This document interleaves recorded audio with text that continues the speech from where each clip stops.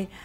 So I have a question regarding voices that are not amplified within our own LGBT movement. We have an epidemic of homeless youth in America. And I work with these homeless youth and at-risk youth. And some of the things they say to me that just ring true is there are more of us on the street than there was when you were younger. They're being inspired by our LGBT equality movement. We're being very powerful in the media, and these kids are inspired by it. They come out earlier in their lives than we ever thought we could be. And now we have an epidemic of 2.8 million homeless youth in America. As LGBT people, do you think we can actually level the media platform a little bit better? Because we have marriage equality on the forefront. We have don't ask, don't tell on the forefront. And those young people's voices, they're our next generation. So if you don't mind, you could speak to that for us. But when are you talking about LGBT homeless youth of color? No, or just this whole epidemic of homeless youth, where 40% of them identify as LGBT. Oh, I see. And then there's 89% of the LGBT youth who are children of color, young people of color. Yeah. So, like I said, there's a platform that we have in our own community. Now, we don't need to even knock on the door of, people who can give us certain rights. But within our own community, how do you feel that we can level that platform a little bit more so that we can be inclusive and amplify their voices, because they're growing up HIV.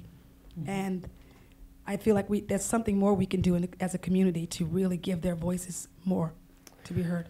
The statistic that really alarms me the most is I mean, yes, obviously we've always had a LGBT homeless problem in our community. I was one of them.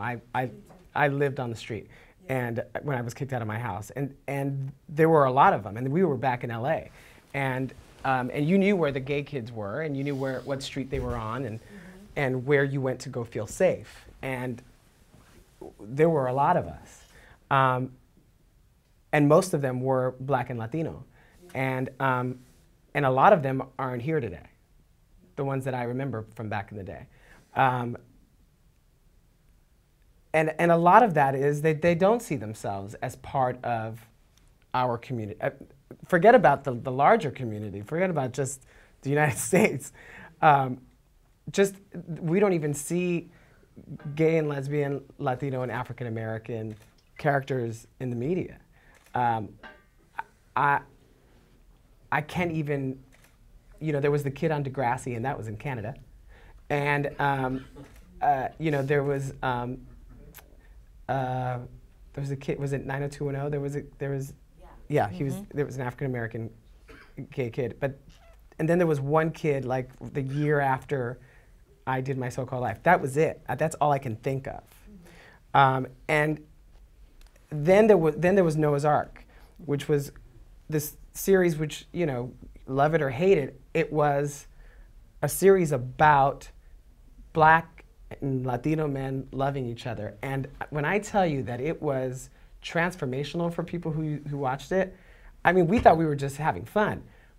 For them, it was like a veil had been lifted for them, that they felt like they were seen, and the value that they sensed from having that, I still hear about it. And that show's been off the air for almost 5 years now. So yes, there's a hunger out there for portrayals of young people of color, and to talk about the issues that lead to their homelessness. We're talking about religion and a lack of education in our communities, and and financial realities that lead to the circumstances of homelessness. But in the end, these people in entertainment and in media,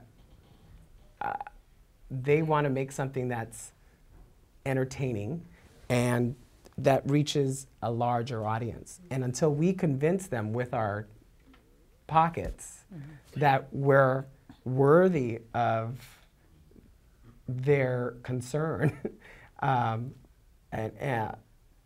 they're not going to do anything about it. You know what I mean? Mm-hmm. I mean, you look at something like Noah's Ark. I